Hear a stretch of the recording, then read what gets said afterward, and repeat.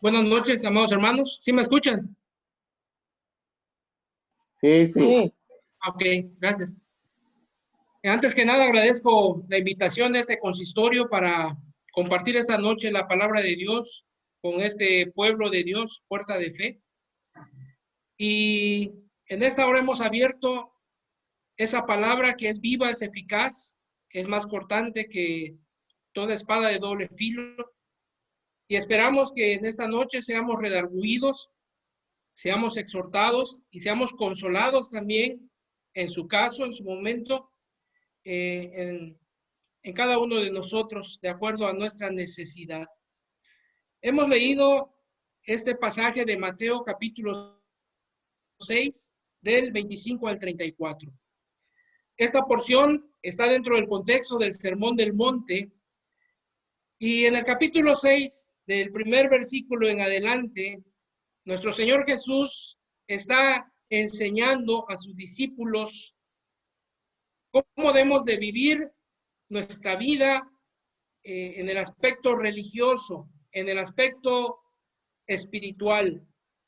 Con frecuencia miramos nosotros la exhortación de Jesús de cuidarnos, de vivir nuestra vida religiosa a los ojos de los hombres, para que miren ellos lo que hacemos. Y constantemente Jesús señala en esos versículos que lo hagamos en secreto. Es decir, Jesús está enseñándonos que debemos guardarnos de la hipocresía para que los hombres no vean lo que hacemos, sino nuestro Padre que lo ve en lo secreto nos recompensará y nos dará nuestra recompensa en público.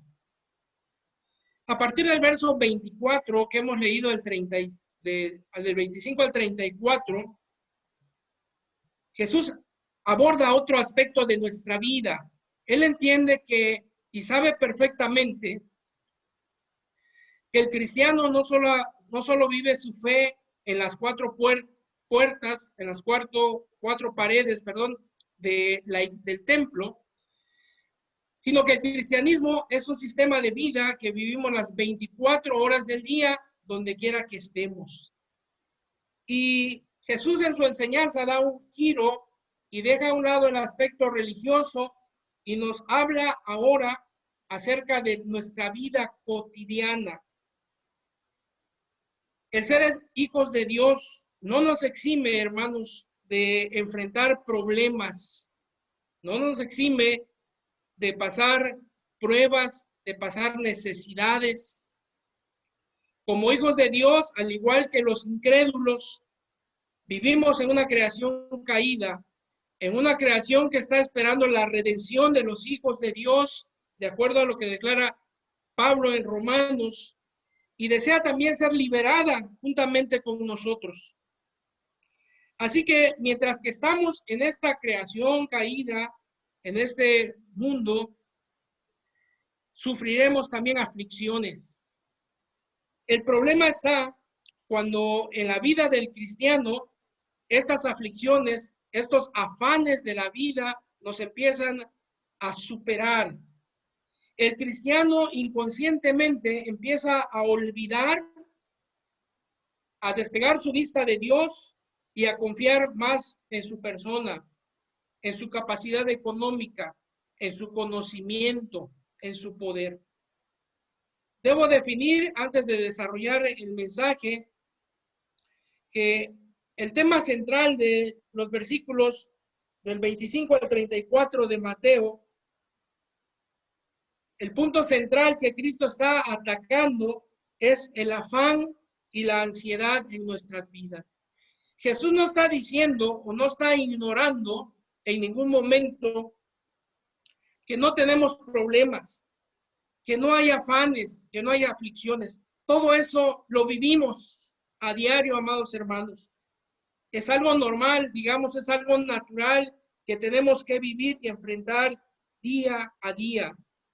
Sin embargo, cuando dejamos y permitimos que este afán, esta ansiedad, supere ese límite normal y empieza a ahogarnos, empieza estrangularnos.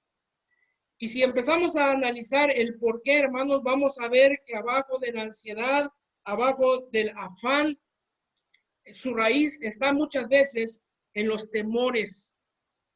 Muchas veces tenemos miedo del futuro, tenemos miedo del día de mañana, qué será, qué pasará, qué sucederá en mi familia, en mi trabajo, en mi salud, y permitimos que ese afán y esa ansiedad, que en cierto modo es parte de esta vida, empiece a echar sus raíces tan fuertes y tan profundas que en algún momento de nuestra vida somos sobrepasados por ellos. Vivir entonces, amados hermanos, en este estado de ansiedad y de afán es algo que Cristo prohíbe en nuestras vidas. Por eso el tema de esta noche que vamos a hablar lleva por título No temas por el mañana. Vamos a ver, amados hermanos, el por qué. ¿Por qué Jesús nos da este mandamiento y nos exhorta, nos manda a que en medio de esta vida de afanes y de aflicciones logremos nosotros mantener un equilibrio en nuestra vida? Es verdad que no los podemos evitar. Tendremos afanes, tendremos aflicciones, pero Jesús nos prohíbe como cristianos vivir en un estado permanente. Escúchenlo bien. Vivir en un estado permanente de afán y de ansiedad. Vamos a ver en este tema 3 aspectos del por qué Cristo nos manda no afanarnos ni vivir ansiosamente. En primer lugar, vamos a explicar que vivir en un estado permanente de ansiedad y de afán es pecado. El segundo aspecto del por qué Cristo nos prohíbe vivir en este estado inútil es que vivir en un estado. Os digo, no comer o qué habéis de beber, ni por vuestro cuerpo. Yo no sé cuántas veces hemos leído este pasaje, lo ha leído usted, lo hemos leído, y no nos hemos detenido a analizar y a pensar que esta expresión que acabamos de leer es un mandamiento. No es parte de un relato simplemente de un mensaje que Cristo está dando en el Sermón del Monte. Es un mandamiento que Jesús le está dando a cada uno de sus discípulos, de sus seguidores.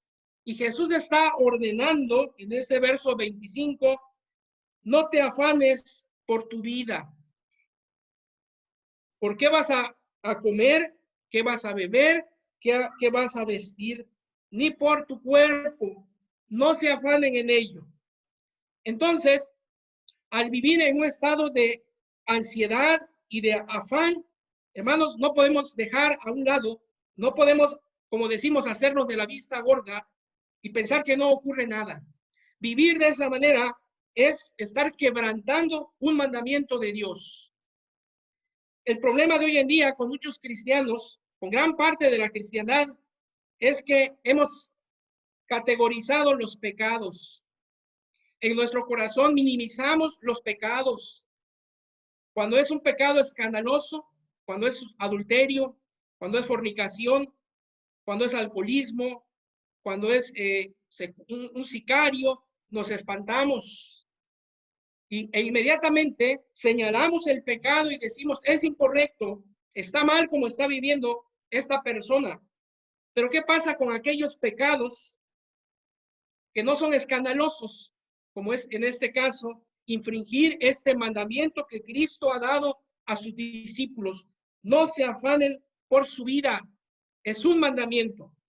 Hermanos, es necesario que vayamos al Antiguo Testamento para pensar por un momento en cómo era la ley en los tiempos de Moisés, en los tiempos del pueblo judío, Y voy a señalar dos ejemplos muy breves.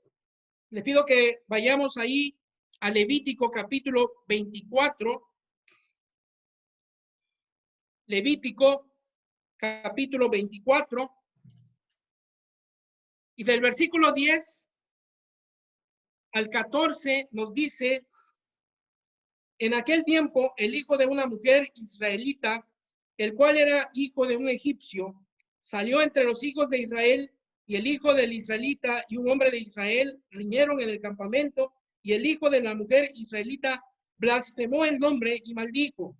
Entonces lo llevaron a Moisés, y su madre se llamaba Selomit, hija de Dibri, de la tribu de Dan, y lo pusieron en la cárcel hasta que les fuese declarado por palabra de Jehová. Y Jehová habló a Moisés diciendo: saca el blasfemo fuera del campamento, y todos los que lo oyeron pongan sus manos sobre la cabeza de él y apedréelo toda la congregación. Versículo 23. Y habló Moisés a los hijos de Israel, y ellos sacaron del campamento al blasfemo y lo apedrearon, y los hijos de Israel hicieron según lo que Jehová había mandado a Moisés. El pueblo cumplió en esta ocasión el mandamiento de Jehová. Vamos a un segundo ejemplo, ahí en el libro de Números, en el capítulo 15.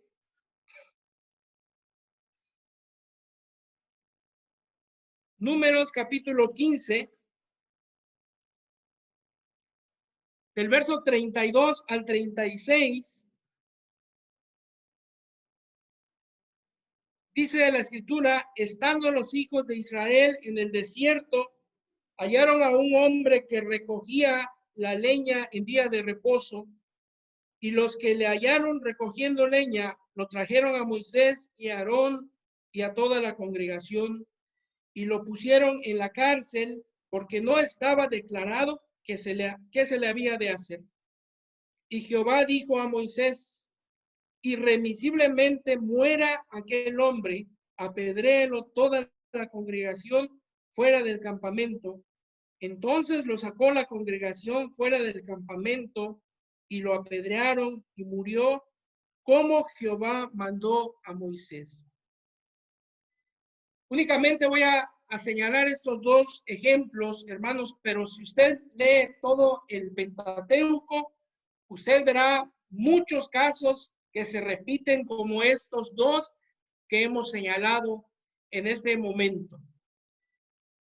La pregunta que hoy nos haríamos sería: ¿fue esto una exageración, hermanos? ¿Estaba exagerando Dios? ¿Estaba exagerando Moisés? En el primer caso, un muchacho se pelea con otro israelita. En ese pleito él blasfema el nombre de Jehová, y el pago de ese pecado fue meterlo a la cárcel en primer término, para esperar cuál era el mandamiento de Jehová para juzgar ese caso. El mandato de Jehová fue: sáquenlo del campamento y apedréelo toda la congregación. En el segundo caso ocurre lo mismo. Y si nos preguntáramos hoy en día, bueno, este hombre estaba recogiendo, nada más estaba recogiendo leña en el día de reposo. Hoy en día, si se juzgara un caso de esto, estoy seguro que no pasaría nada. Diríamos, sería una exageración meterlo a la cárcel, y sería algo mucho más extremo llevarlo a cierto lugar y apedrearlo. Estaríamos exagerando. Sin embargo, el regresar a la ley mosaica tiene para nosotros un efecto de refrescar nuestras mentes respecto a la gravedad del pecado, hermanos. Hoy en día la iglesia ha perdido ese celo por la santidad, por guardar los mandamientos de Dios. Infringimos la ley de Dios en cualquier momento y no pasa nada. Y si nos señalan, si nos llaman la atención, o si en algún momento se llega a aplicar alguna disciplina en la iglesia, gran parte de la iglesia dirá, están exagerando, son unos exagerados. Pero, hermanos, tristemente la iglesia se ha vuelto muy laxa respecto a juzgar el pecado. Y es algo que tenemos que rescatar nuevamente. Por esa cuestión, muchas iglesias locales hoy en día han dado un mal testimonio ante el mundo.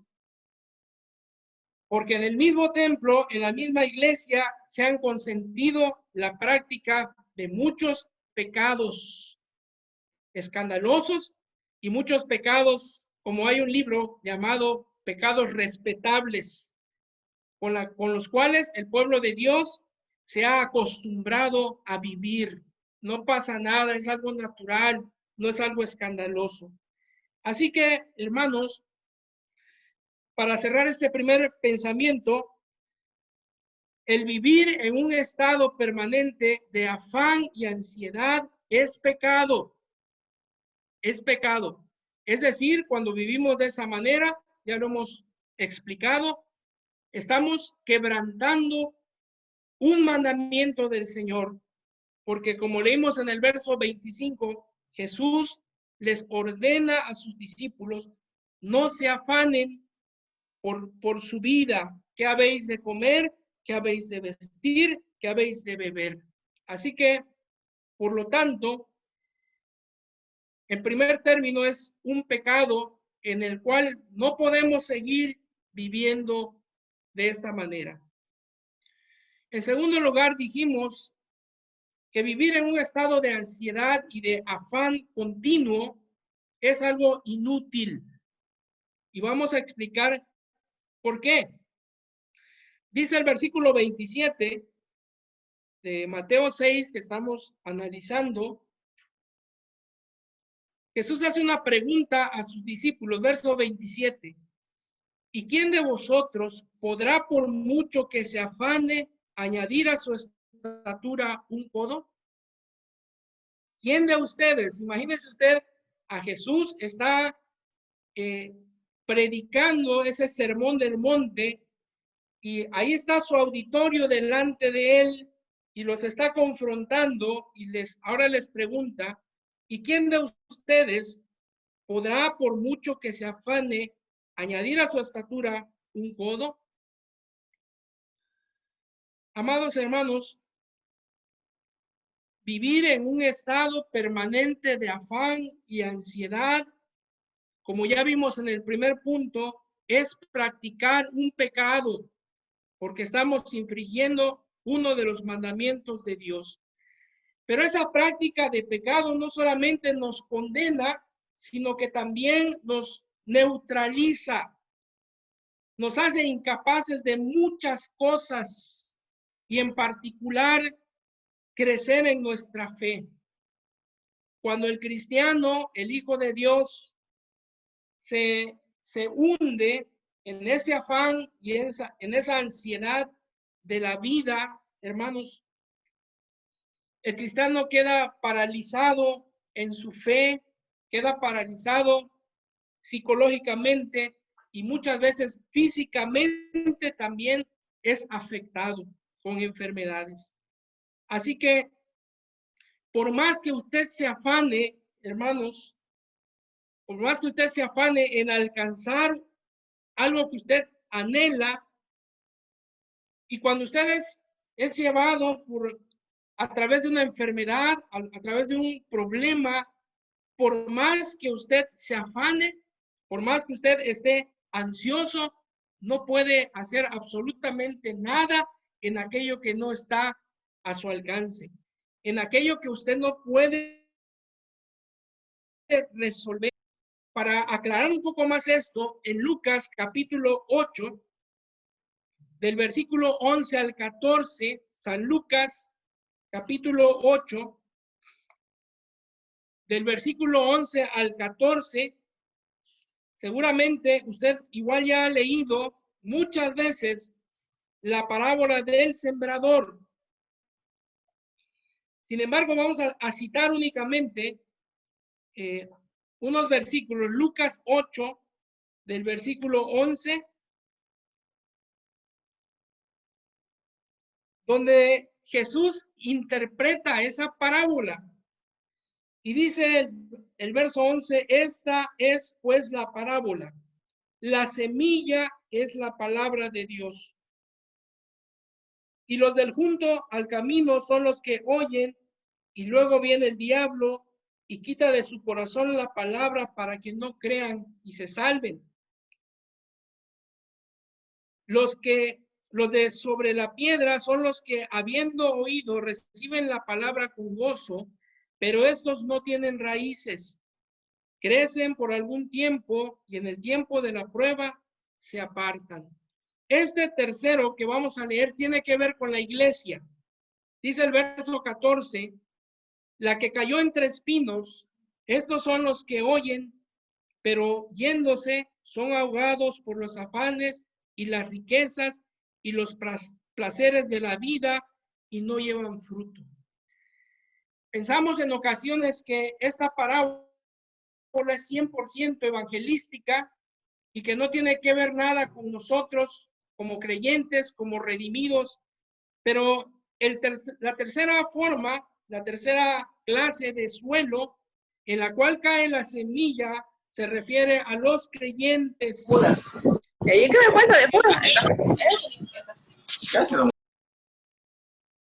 Aquellos redimidos, aquellos que han creído, es más, aquellos que han nacido de nuevo a una nueva vida por el poder de Cristo. Sin embargo, esa palabra que recibimos domingo tras domingo o diariamente en nuestras casas, al escudriñar la palabra, muchas veces es ahogada. ¿Por qué? Por los afanes, por las riquezas y los placeres de esta vida. ¿Cuántas veces, amados hermanos, vamos al templo, vamos a la iglesia, cargados con problemas, con aflicciones, con afanes, entramos al culto, participamos del culto y salimos del culto quizá en la misma situación o peor que como entramos a este culto? Yo no sé cuántos años tenga usted de cristiano, pero muchas veces puede ser que llevemos muchos años o quizá toda nuestra vida, pero al llegar los problemas, al llegar los afanes, las aflicciones que son propias de esta vida, nos hundimos, nos desesperamos, perdemos toda esperanza. ¿Y qué ha pasado con esa palabra, con esa semilla que ha sido sembrada por años en nuestro corazón? No vemos el fruto en esos momentos de aflicción o de angustia. Así que el problema es que no es la palabra, el problema no está en Dios, porque Dios promete estar en medio de su pueblo. Y cada vez que nos reunimos de una manera como pueblo de Dios colectiva, ahí está Dios en medio de su pueblo, recibiendo toda gloria, toda honra, hablándonos, aconsejándonos a través de la predicación. Pero muchas veces, después de oír la palabra y salir del culto, esa palabra viene a ser infructuosa. ¿Por qué? Porque son ahogados por los afanes, las riquezas y los placeres de este mundo. Así que, hermanos, muchas veces esa palabra es infructuosa y nuestra vida de esa forma llega a ser una vida inútil, porque no podemos hacer absolutamente nada para cambiar esta situación. El Salmo 127, versículo 1 y 2, seguramente usted lo sabe de memoria. El Salmo 127, versículo 1 y 2, nos habla precisamente de este segundo punto. Dice, si Jehová no edificare la casa, en vano trabajan los que la edifican. Si Jehová no guardare la ciudad, en vano vela la guardia. Por demás es que os levantéis de madrugada y vayáis tarde a reposar, y que comáis pan de dolores, pues a su amado dará Dios el sueño.